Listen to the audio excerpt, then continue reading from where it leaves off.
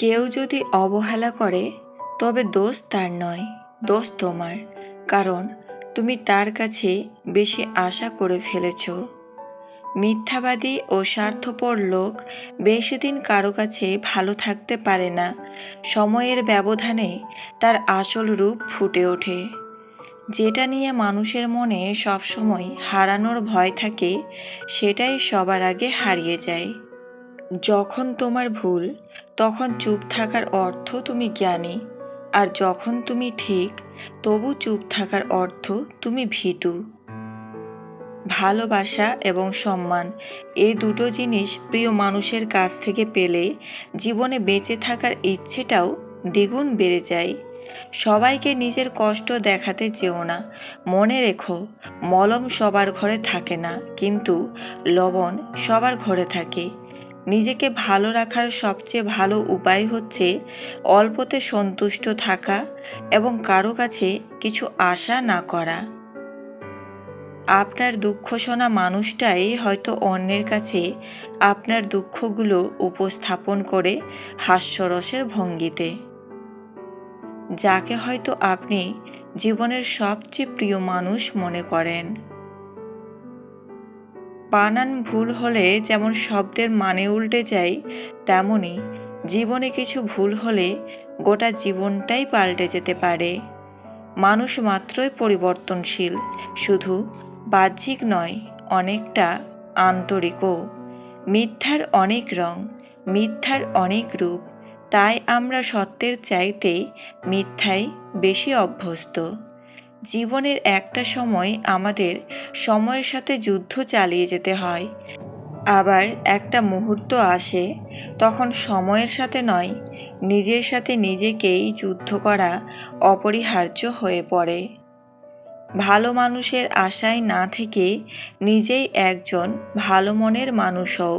এতে কেউ একজন অন্তত ভালো মানুষ পেয়ে যাবে।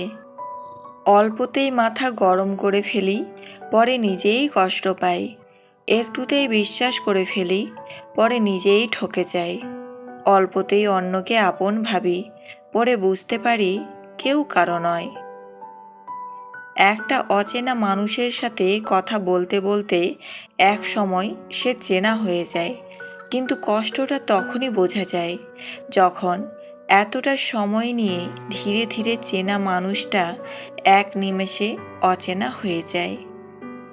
৮৪ লক্ষ প্রাণীর বাস এই পৃথিবীতে।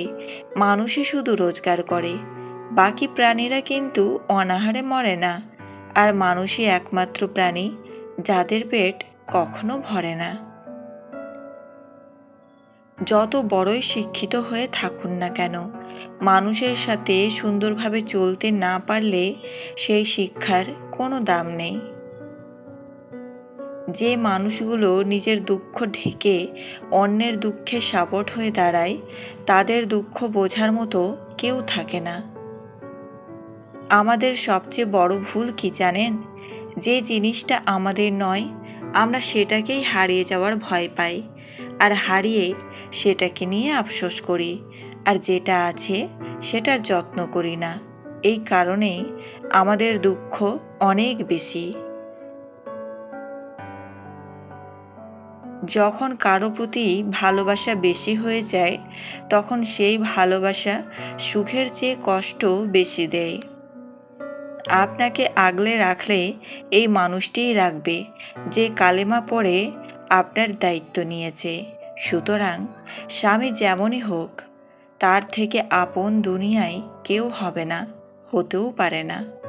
অনেক কিছু হারিয়েছি জীবন থেকে, কিন্তু কোনো অভিযোগ নেই, কারণ আল্লাহ এর চেয়ে উত্তম জিনিস দেবেন। অন্যের সুন্দরী স্ত্রী যদি আপনার কাছে এই দুইটা কথা জানতে চায়, তাহলে বুঝবেন সে আপনার সাথে কিছু একটা করতে চায়।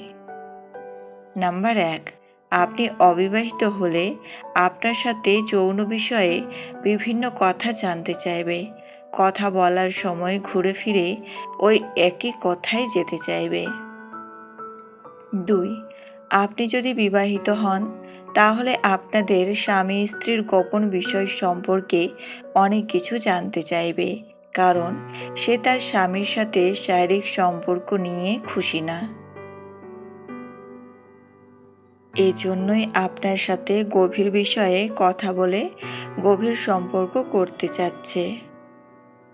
ক্ষমতা থাকার পরেও যে ক্ষমতা না দেখিয়ে থাকতে পারে সেই তো সত্যিকারের ক্ষমতাবান মানুষ।